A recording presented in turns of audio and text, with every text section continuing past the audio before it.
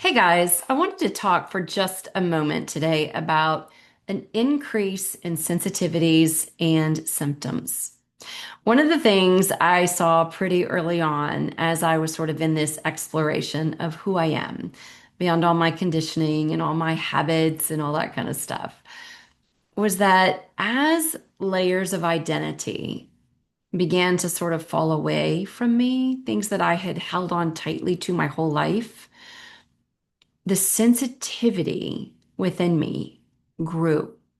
My sensitivity to believing something or identifying with something false became so attuned, so strong. It's like I had, for those of you who understand like Spider-Man and all that, I had like spidey sense. I had like superhuman sense of something is off.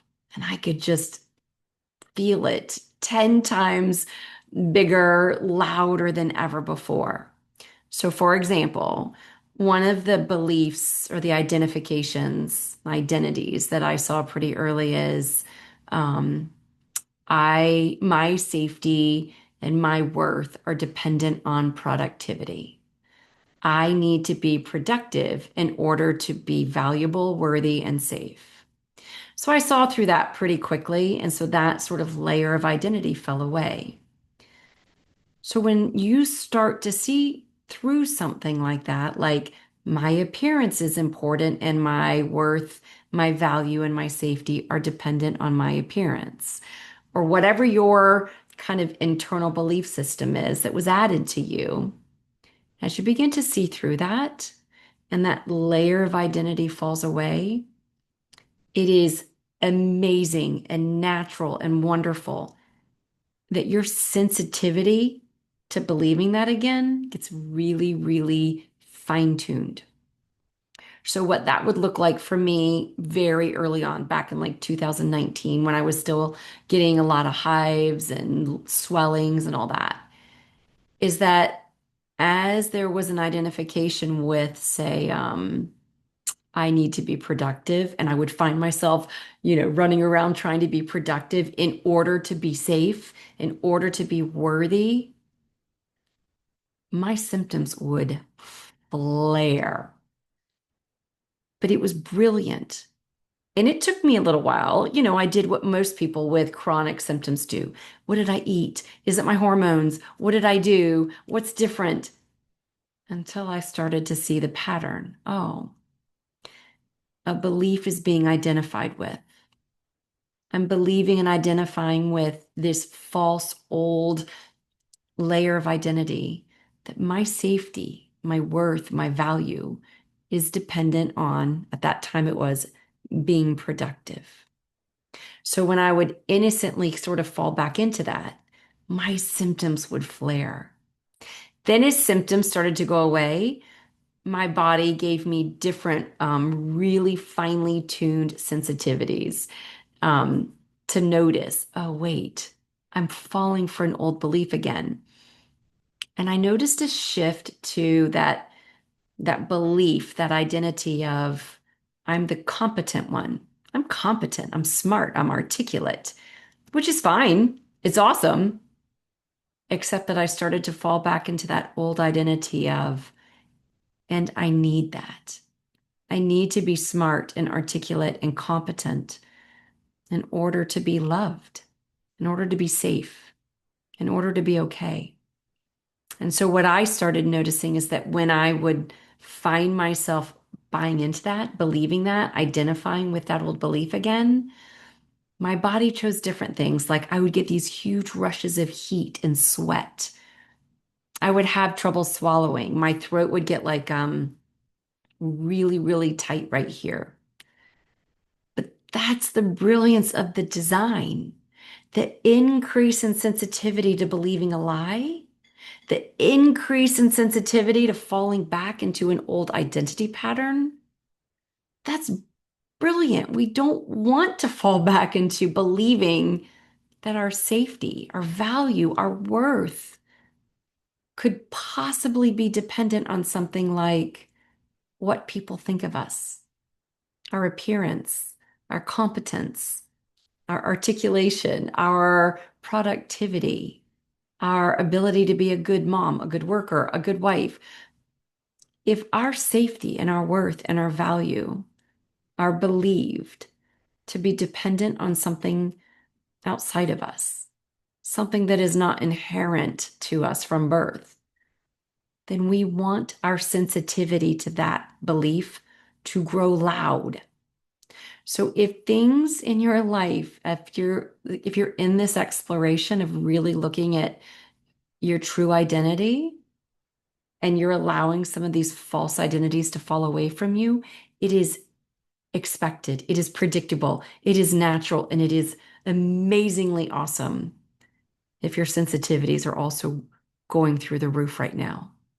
And if you're still in your phase of this exploration where there are symptoms and body sensations, I would expect those to also go through the roof right now. And that's the best news ever. You want your sensitivity to dial up. You want there to be that impetus to not fall back into old patterns of beliefs. My goodness, my okayness, my safety, my worth, my value, my lovability depend on X. You want the body to be so finely tuned, it can pick up the very second an old identity is being identified with, an old belief is being believed. The body's so freaking brilliant. It will use everything from tinnitus, dizziness, vertigo, throat stuff, head stuff, gut stuff. I think the body's so brilliant, it will use whatever is most efficient to be like, wake up, wake up. There's an identity here coming to the surface. Just see it, notice it. So this happened right now. One of the biggest identities that I feel like is really trying to come fully into the sunlight for me right now is this identity of I'm the competent one. It's one I've had my whole life. I don't know why. I don't need to know why, but pretty much my whole life, it has looked to me like in order to be loved, accepted, in order to be worthy and have value, I need to be viewed as competent, articulate, and strong. And there's nothing wrong with being competent and articulate and strong, obviously. But when there's a subconscious or an unconscious belief that I need that, I've got to have that, life will arise in the most brilliant way to reveal, whoa, whoa, whoa, whoa. There's an identity that is time to be seen, held, and allowed to go, allowed to reintegrate.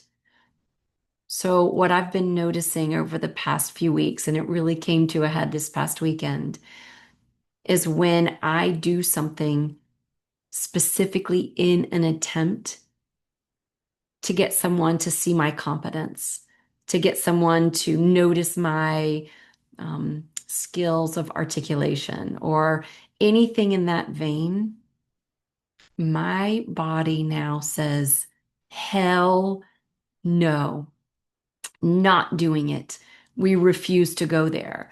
And so Saturday night, I was co-hosting a huge bridal shower for, I think it was like 48 people. And one of the things that I've always like taken pride in is my ability to give speeches or toasts or stand in front of a crowd and wow people and be super articulate. And so I agreed to be the one that greets everyone and gives the welcome speech and the bless the food. And I noticed as soon as I was standing up on, like I was elevated and then everybody was down here. And I started and I just had that old, I'm so great at this feeling. And then that old habitual identity came right up to the surface. I need them to like me. I need them to think I'm good at this. I need them to think I'm great at this in order for me to be okay. And so I started noticing my voice quivering and shaking, and I could feel my body saying, no, no, we don't do that anymore. And then finally, my voice just gave. It just was like a paralyzed voice box. And that was it. There could be no more words to come out. And so, of course, after my mind did all the things minds do: embarrassment, shame, humiliation. What are people saying? What are people thinking? And I had a couple of you, say, like, you good? Are you okay? Do you need like a throat lozenge, an Advil? But I knew I didn't. I knew it was just my body doing what it does best because it is so finely tuned. The sensitivity is turned up. That dial is on like volume 10. And the body sensed, oh, she's identifying again with, I must be seen as competent. I must be seen as articulate. And the body said, no, we're not doing that anymore. So even though it's not the hives and the swelling and all that anymore, my body is still the most brilliant thing I've got in terms of keeping me sort of on track with truth. My safety, my worth, my value, my lovability, my ability to be loved cannot be tied to anything in this world of form.